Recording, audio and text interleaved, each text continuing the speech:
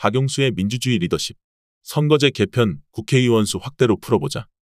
내년 총선을 4개월 남짓 남겨둔 시점에서 다시 국회의원 선거제도가 정치적으로 민감한 사안으로 대두되고 있다. 이 글을 통해 그 원인과 대안에 대해 살펴보고자 한다.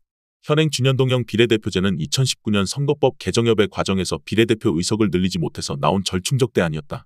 비례대표 의석이 늘어나지 못한 이유는 국회의석 증가를 반대하는 여론과 지역대표 감소를 반대하는 국회의원의 이해관계 때문이었다고 할 것이다.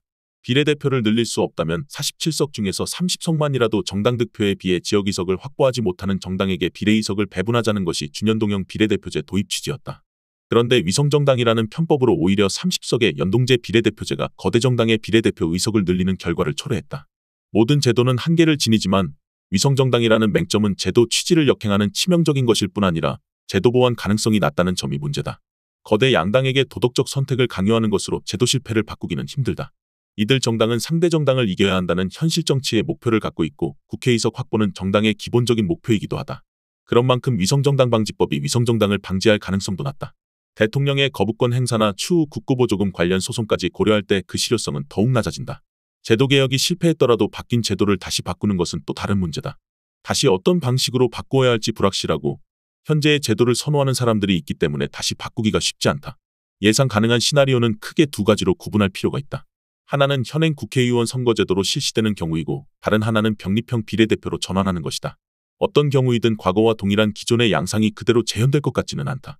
민주당과 국민의힘 모두 온전히 통합성을 유지하기 힘들어 보이는 것도 한 이유다. 먼저 현행 제도하에서 총선이 치루어진다고 가정해보자.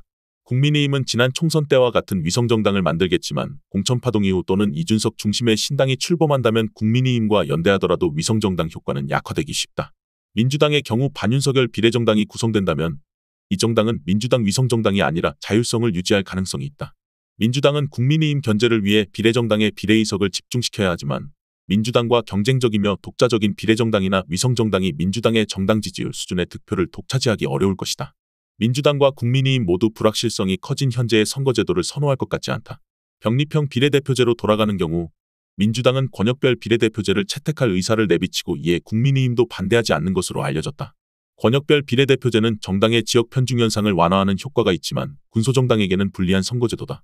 전국을 6개 권역으로 나누는 경우 권역별 배정평균 의석수가 8개가 안 되기 때문에 권역비례 한 석을 배정받기 위해 정당은 최소 13%를 얻어야 한다. 그러므로 13% 미만의 정당 득표는 사표가 될 수 있는 권역별 비례대표제는 군소정당들이 반대하고 당초 선거제도 개혁 목적에 부합하기 힘들다. 선거제도 개편 논의는 득표율과 의석 비율을 근접시키는 비례성을 제고하자는 당초 논의로 돌아갈 필요가 있다. 그 방법은 비례대표 의석 비중을 높이는 것이고 이를 위해 지역구 의석을 줄이든지 비례대표 의석 증가 수만큼 국회의석 수를 늘려야 한다. 그런데 전자는 국회의원들이 반대하고 후자는 국민 여론이 부정적이다. 국회의원들이 반대하는 경우 선거법 개정 합의가 불가능하기 때문에 국회의석 수 확대가 현실적 대안이다. 의석수 증가 비율만큼 의원들 세비를 줄인다면 국회 재정지출 증가는 막을 수 있고 개별 국회의원 권한의 분산과 국회 능력 제고가 가능할 수 있기 때문에 설득의 여지가 있다. 국회의원 선거제도를 병립형 비례대표제로 환원시키자면 국회의석 수를 늘릴 필요가 있고 이를 위한 대국민 설득에 이재명 더불어민주당 대표가 나서야 할 책임이 크다. 선거법 개정을 민주당이 주도했고 이 대표가 이에 대해 약속한 바 있기 때문이다. 이에 김두관 의원은 연동형 비례대표 포기를 민주당의 신뢰상실이자 분열을 의미하는 것이라며 이 대표에게 다당제와 연합정치 약속에 대한 재확인을 요구했다. 그런데 다당제와 연합정치 성격 강화는 연동형 비례대표제가 아니라도 비례의석이 증가하면 병립형으로도 가능하다. 김두관 의원이 이재명 대표의 정치신념 재확인을 요구한 것은 책임윤리를 간과한 측면이 있다. 대표에게 책임윤리가 신념윤리에 우선한다고 할 수 있다.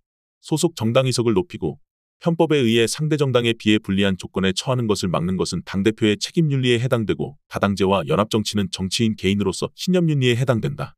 다만 당대표로서 신념윤리 포기에 대한 비용은 감수해야 한다. 노무현 대통령의 이라크 파병, 한미 FTA 결정이 책임윤리에 기초한 것이었으며 신념윤리 포기로 인한 지지 세력의 이탈과 진보 진영의 반발을 감수해야 했다. 이재명 대표가 져야 할 부담은 국회의석수 확대에 대한 국민 설득에 있다. 분극적 다당제 경향의 연동형 비례대표제 운영을 위해 연합정치가 중요하지만 군소정당 정치인들이 거대 정당보다 연합정치를 잘할 수 있다는 보장은 없다. 오히려 거부권 정치로 인한 교착 상태가 심해질 가능성도 크다. 잠재적 군소정당 중심 인물들은 대부분 거대 정당에서 이탈한 정치인 중심이며 정의당 또한 진보진영 연합정치의 실패를 반복하고 있기 때문이다. 그렇다면 군소정당들도 효과가 의심스러운 보완책으로 준연동형 비례대표제를 고수하기보다 국회 의석수 확대를 통한 비례대표 의석 증대로 민주당과 합의를 하는 것이 필요해 보인다. 더 칼럼니스트